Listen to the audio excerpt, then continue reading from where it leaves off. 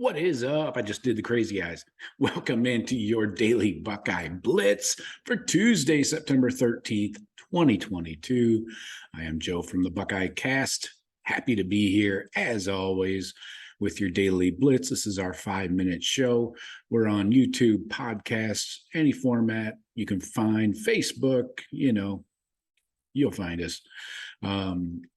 Keep it locked in here all week. We're going to be posting the Tuesday Ryan Day press conference and player interviews. And then we'll have the Wednesday night player interviews posted as well. All places, just search the Buckeye Cast and you'll find us. Appreciate everybody that's supported the show thus far. We're looking at rolling out our subscription service next week. So keep it locked in here for that. I'm trying to make it very affordable, but still give you guys more content because that's what people want and people are asking for. I've had multiple people slide into the DMs and contact me directly in other ways, but more content is good, right? For all of us. So anyways, today's show, I want to get into the defense. Who shined on defense? Who stood out from the Arkansas State game? Because it was a little bit very much a different game from the Notre Dame game, I would say.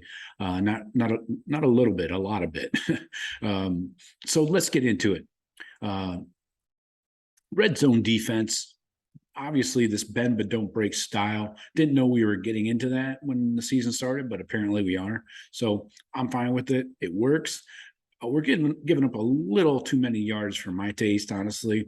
They allowed 223 through the air, but they did throw the shit out of the ball. Blackman was 25 of 42, so 42 attempts, right?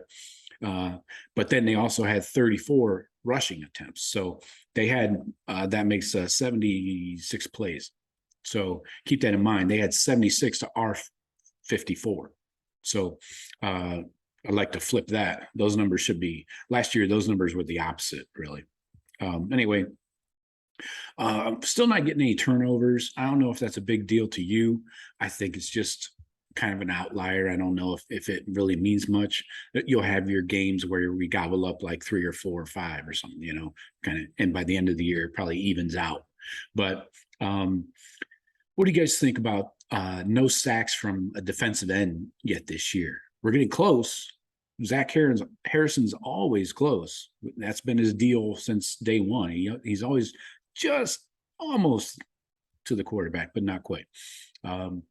We need to get regular pressure with just rushing forward. We shouldn't have to blitz every time and have linebackers getting the sacks. I know it's nice. It's good for them. Steele had the sack this week. Tommy had sack last week. So, but we need to get guys in there. JT, Zach, Jack. They're getting pressure, which is great, but not getting home. So we need that from the D line. Mike Hall backs up another great day. 7 tackles, a sack, 3 TFLs. Again, sacks from the D tackles are nice, but let's see the defensive ends come around. Let's see these guys. Jack Sawyer, 5 pressures. He had 2 hits on the quarterback, 3 hurries. JT, 2 hits, 2 hurries. Ty Hamilton, 2 hurries. So guys are in there, and it's not just one guy or 2 guys. It's a handful of guys getting in there, getting close. And I think it's just a matter of time before they break through and maybe have a 5 or 6 sack game, from the edge rushers. So can't wait to see that. Keeping my positivity up for the D ends.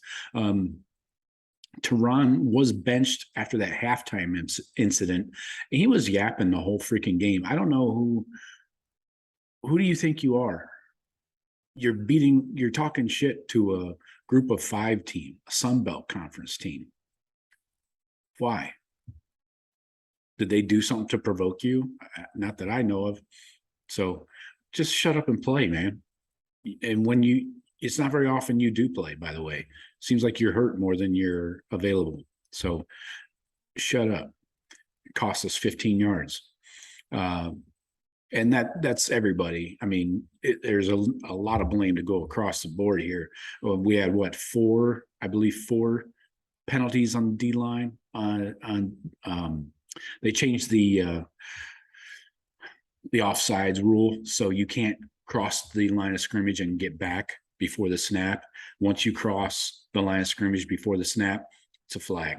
You can't jump back like in the NFL and get back on sides. So that sucks. But we had 4 of them, 4 offsides just last week. So got to tighten that shit up. Tommy Eichenberg, he had a decent day, 2 hurries, steal, I mentioned, 6 tackles, a sack, and a TFL. Cody Simon, like to see him out there. Him and Steele splitting snaps again. 6 tackles and 2 TFLs. Cody's a player, man. Last year is not fair for him to play with that injury. I think he should have had that surgery before the season, even if he would have missed a few months or 2 months or something. I don't know, man. That really hurt him because he just wasn't the same player he is now. But great to see him finally back. Secondary. What do you have to say here? Denzel Burke, what are you doing? This is, again, like I mentioned, this is a Sun Belt team. It's Arkansas State, not Arkansas. Why are you being so aggressive? What's with all the PIs? I don't get it. 7 targets, 4 completions, 85 yards. Nothing great, but you prolonged drives with those PIs. You gave them a field goal. I don't get it. He looked way too aggressive, like Damon Arnett aggressive and handsy, right? I think if Hancock wasn't injured, I think Burke would have been out of there sooner. I think on the drive that in the first quarter or early second quarter where he had the 2 PIs, I think Burke would have been benched before that. But they did eventually pull him out after that drive and bring in J.K. Johnson. Who played quite a bit, actually. J.K. did. Cam Brown, 6 targets, 5 completions, 45 yards. Ho-hum, just Cam Brown doing Cam Brown things. He's solid. I don't even worry about Cam. Proctor, love to see him get the start and gets 38 snaps, 3 tackles. He bounced back really well. His maturity is really showing after the gaffe last week against Notre Dame in the first drive there. So good to see his maturity comes back. They reward him, give him the start again, and the bulk of the snaps. I think Lathan came in for him about halfway through the game. Another big question mark.